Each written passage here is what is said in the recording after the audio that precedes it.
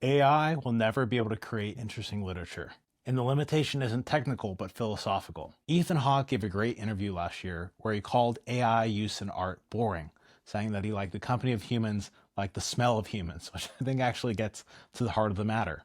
For Ethan Hawke and his predecessors like S.T. Coleridge, there is no universe in which non-human creation ever approximates the real impact of the creative imagination. The philosopher Owen Barfield, who is deeply influential on J.R.R. Tolkien, C.S. Lewis, and was a chapter of my PhD thesis, has this great description of his concept of strangeness in literature, which he says is this contact with a different consciousness from our own, something that feels distant, but not so distant that we can't partly share in it.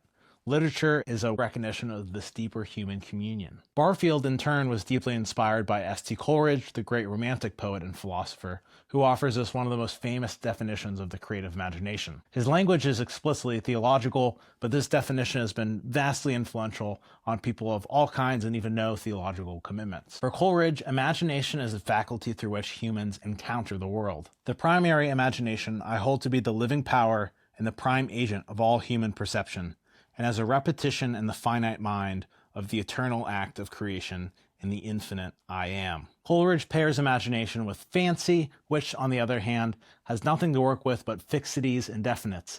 It receives all of its materials ready-made, which sounds quite a lot like AI, in contrast to imagination, which fuses and brings together genuinely new things into the world. He follows Shakespeare here. The imagination bodies forth the forms of things unknown. But Coleridge would probably say that even this faculty of fancy requires the human will. In this sense, I'm optimistic. I genuinely think there's no future in which people are encountering AI-generated literature in the way that they encounter human literature. But the encroachment of AI on all aspects of our life maybe gives us reason to be sort of more apocalyptically pessimistic. So let us know what you think. I'll leave you with one of my favorite quotes of all time from Gwendolyn Brooks during her first visit to the International Poetry Forum in Pittsburgh.